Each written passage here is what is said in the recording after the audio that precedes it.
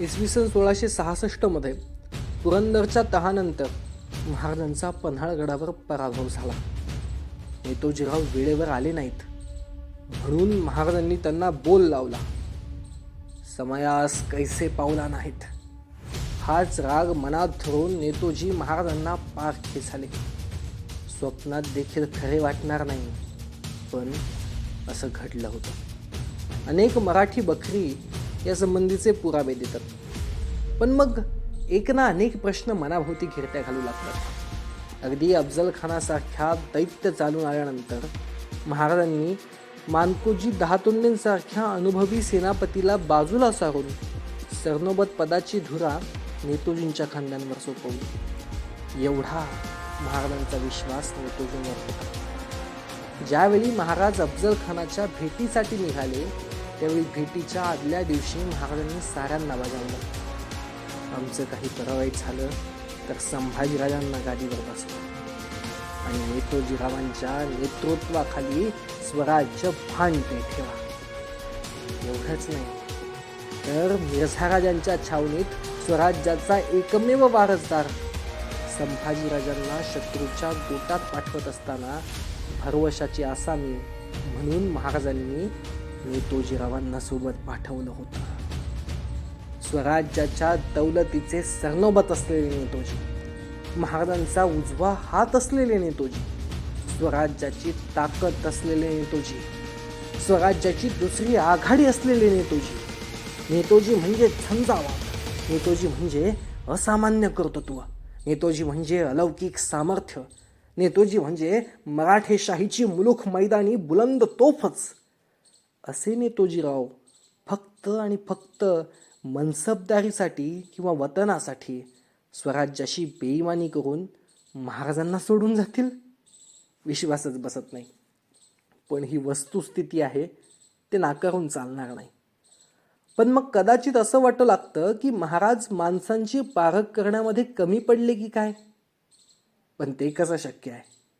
जर नेतोजी स्वार्थी हेतूने स्वराज्य सोडून गेले, मान मरातावापायी मुसलमान झाले, हे जर सत्य असेल तर मग प्रदीर्घ काळ लोटल्यानंतर ते परत का आले?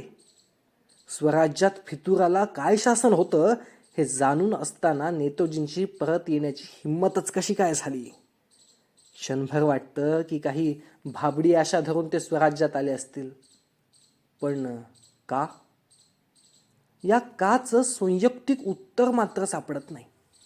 महाराज ज्यावेळी औरंगजेबाच्या हातावर तुरी देऊन आग्र्याहून निसटले, यामुळे औरंगजेबाला भयंकर पश्चाताप झाला.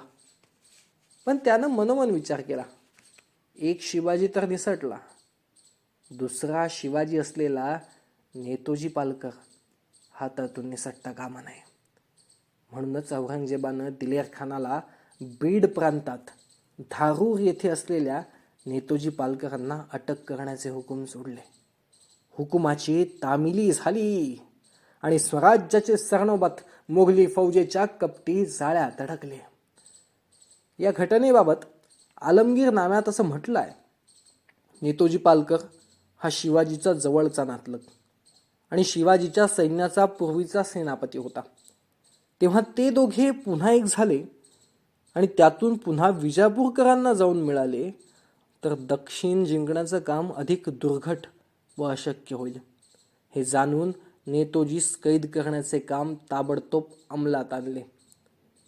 यावरून असे लक्षात येतं की महाराज आणि नेतोजी पुन्हा एकत्र येतील की काय अशी भीती औरंगजेबाला सुद्धा होती.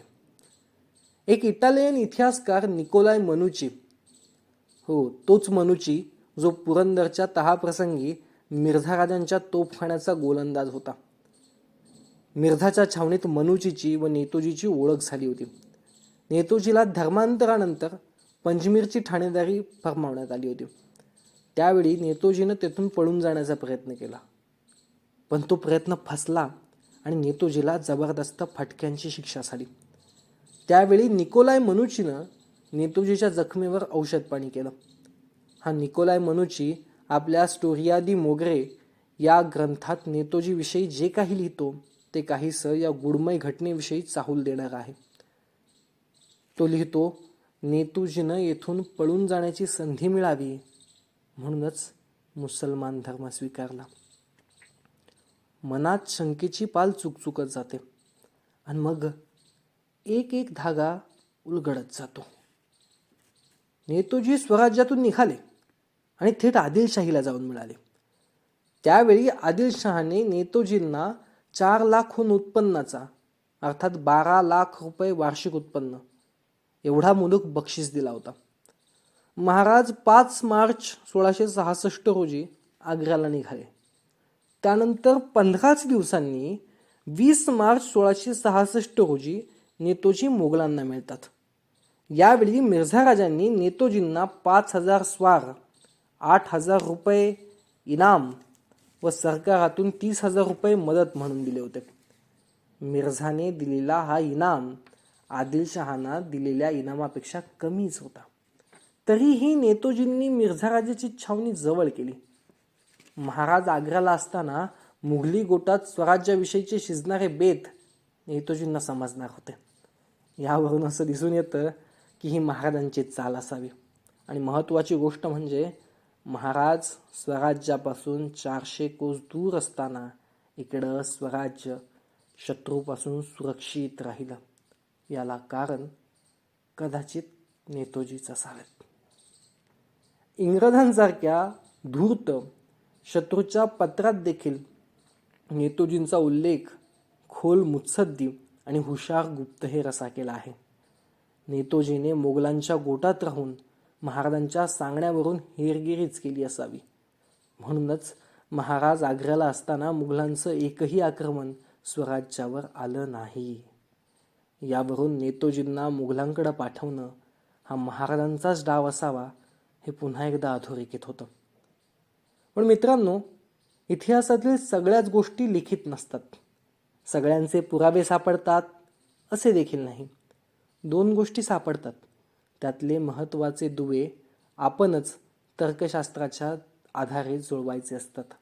आजही महाराजांच्या या डावपेचाविषयीचा एकही सबळ पुरावा सापडत नाही.